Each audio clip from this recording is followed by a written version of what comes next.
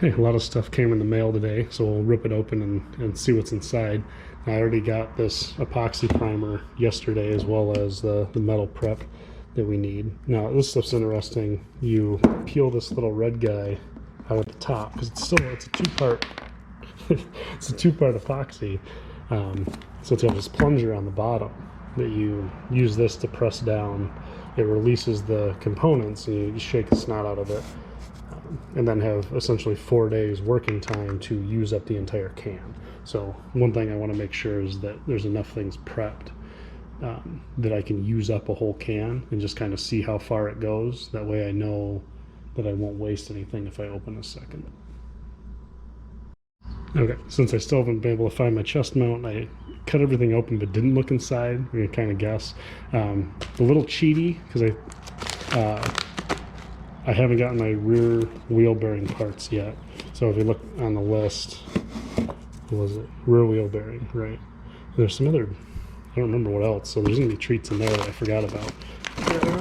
Yep, wheel bearings. So good. Oh, two magnets. Doesn't matter which. Oh, a unicorn. Yeah, and then right next to this, that collector's Ford Edge, or whatever the hell that is. Freestar? Is it a Freestar? Yeah. All right, so that's done. Bye. What's today? Oh, the boots and stuff. Yeah, okay.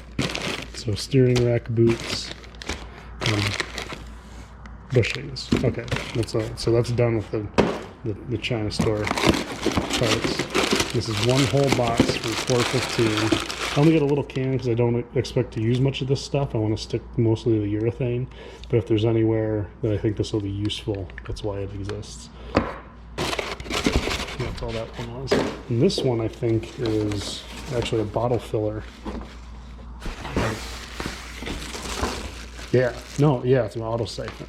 So we'll play with this thing with the mead, but it's got a little, might be hard to see, but yeah, see that dingason sticking out? It goes up and down.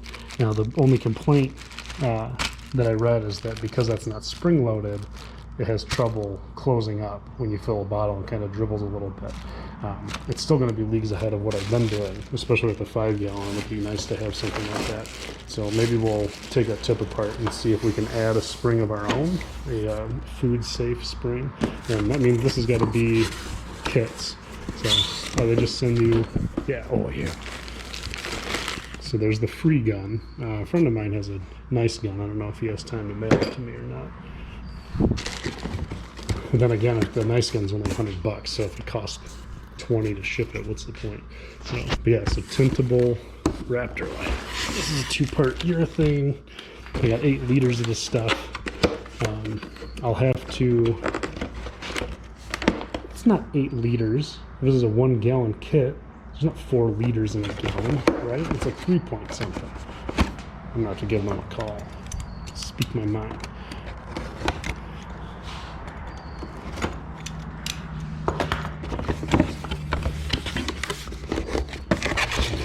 Yeah, this is not. They show these things. They show 8 of these in the picture. Oh wait, no, there's John. You mad?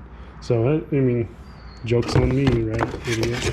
So yeah, it's you measure out however much hardener per can. You just pour it in. The gun screws on top, and you spray the snot out of it. You put tint in it too. I think about 2 ounces of tint per container is the going rate. So 2 ounces of hardener, 2 ounces of tint, and spray it down. So we'll get appliance green for when we spray that top coat of a Raptor liner. And then we can play with the pressures, and if I get that nice gun, we can try to get it kind of smooth. I don't need it to be factory smooth because it's going to be under the carpet and under the car and in the engine bay. But I figure if we do the interior first, where it gets covered up, we can kind of dial the gun in. That way, when I get to the engine bay, it might actually look really damn good. Additionally, you can use, because it's just urethane, there's nothing too special about it, you can use reducer with it as well. So yeah, we'll see how things go. Good day. It's a good day. Okay, so we'll do some quick math. Really? To real quick math. This says 3-to-1 Raptor to hardener. They are 7 and 711. 3, 237 times 4 gets our 948. This is 946. So yeah, just a quarter of this, but 8 ounces per thing. So we'll have to figure out a good way to measure that out. So maybe it doesn't have to be perfect, right? But more importantly, that gives us do 711 times 4 plus our 946 hardener. Not quite 4,000 until you add it's a little less than 60 milliliters for the tint per thing. So a little less than 240, call it 240, and that puts us at 4,030. Double it because we got 2 kits, and there's your 8-liter kit. So if you add the tint, you do get 8 liters of material. Perfect. We'll just have to figure out. Okay, no, color up to 10% depending on color. For tinting, typically 5% color is required. For best color control, add color by weight. Well, we got that drug scale inside, so hell yeah. Nice. Yeah, this should go well. I mean, this won't be for a while. We're mostly going to be dealing with this stuff and metal work to get everything sealed up, and then this will be the last thing we do before bolting things together. Yeah. Oh, we all remember that I can't read, so that cup that I kind of threw around has an 8-ounce fill line in it. So clearly this is good enough. We'll just use it as needed.